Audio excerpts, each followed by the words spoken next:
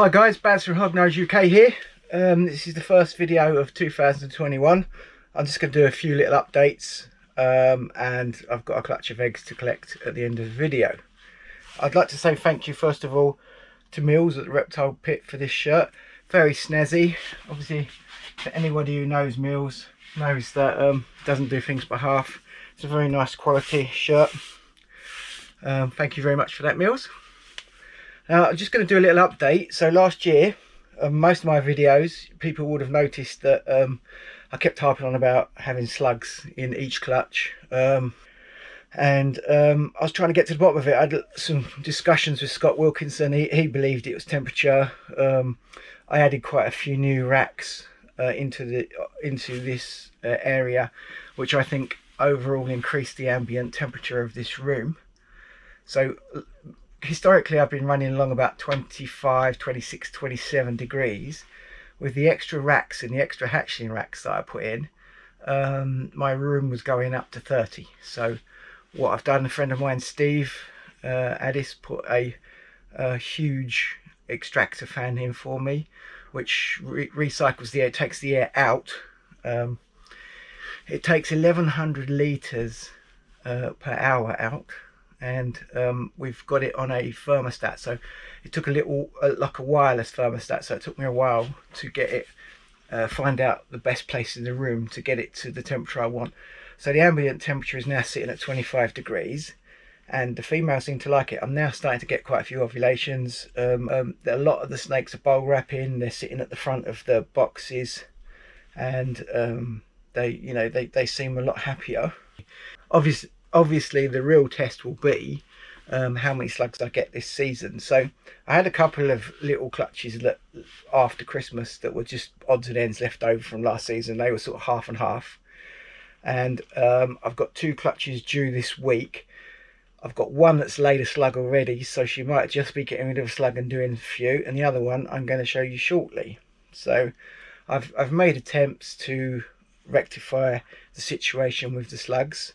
It probably wasn't such a terrible thing last season because I had a very good season and basically I was full to the brim with babies at that point. So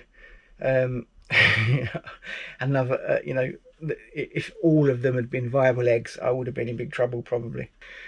Anyway, I'm waffling. So what I'm going to do is I'm going to collect these eggs. I've just taken a short video of the fan, so you'll be able to see how powerful it is. It's quite interesting. It sucks in the cool air from any tiny little nook or cranny in the shed, and I've had to go around and tweak my thermostats in the upper shelves because it sucks cold air in through the ceiling. So it's quite a potent thing.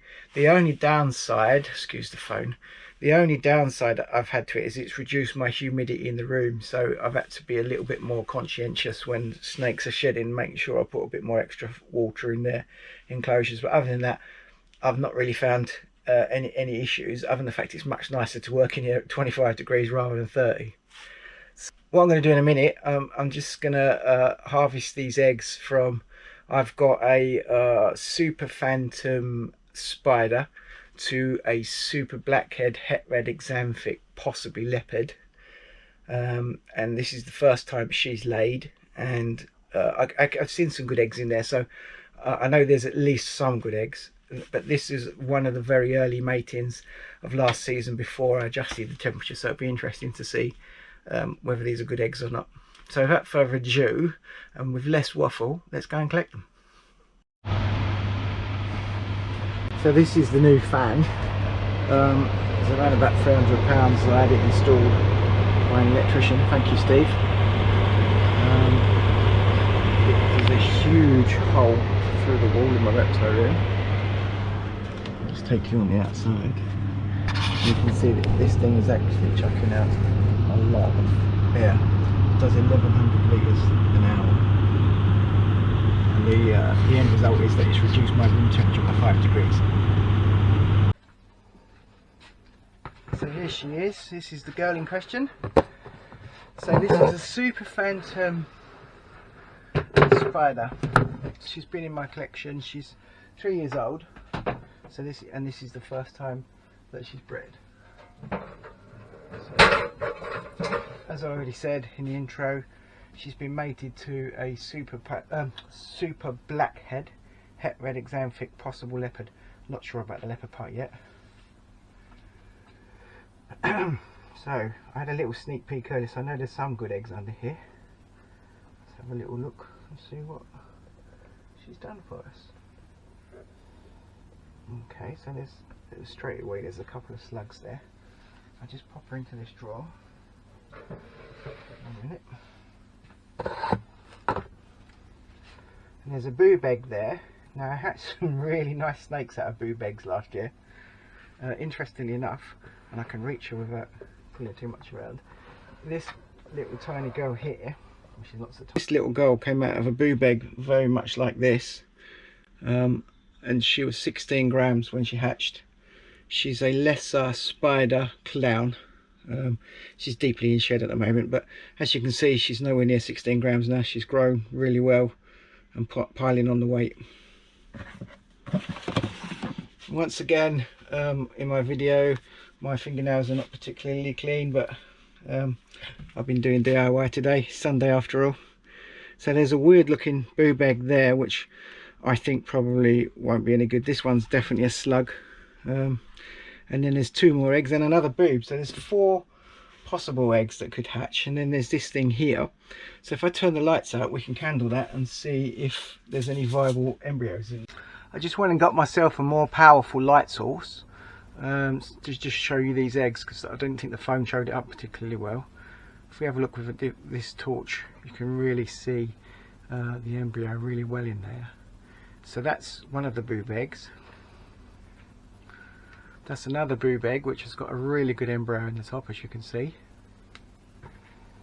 And this was the one I wasn't that sure about, but it's got a really big embryo in the top. And then the other 2 that are stuck together, embryos sat there on the top on this one. And then on this one, it's right there under the tip of my thumb. So although they are blinding everybody, they are boob eggs, but all 3 of them have got embryos in, so it'd be interesting to see in like 55-60 days how many of these hatch. Not the best clutch. I mean, those boob eggs may or may not hatch. 3 of them is not a good thing.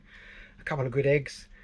Be interesting to see what we get out of this lady. It's the first time she's bred, and I still think that's a knock-on of the heat from last year, because the mating was from sort of November, December last season, before, you know, once she finally took. I haven't mated her since Christmas, so these eggs were, you know, not a surprise, but a sort of a late knock-on from last season. So there you go, a few interesting eggs. So if you liked my video, please hit the like button. Please subscribe if you want to see what happens for the rest of the season. I kind of documented my whole season last year. I'm going to try and do that this year. Hopefully it will be a bit of an improvement on the last season with fewer slugs. I've still got some footage left from last year which I may put together and make a small video montage of. But anyway, I'm waffling again. Hope you enjoyed this video, and keep your eye open in the future for some new videos coming of new eggs being laid, new clutches being cut, etc. And I'm going to try and do some sort of different format of maybe a bit of informative. I keep getting asked all the time what the carnivore gene is all about, the storm gene, the time bomb, the magenta, a lot of my own genes. I keep getting lots of requests for videos for those, so when I get time I shall make some videos and explain what they are. I've got some much more grown on carnivores now. We've done some very interesting breedings and different morphs with them, so that could make quite a good video.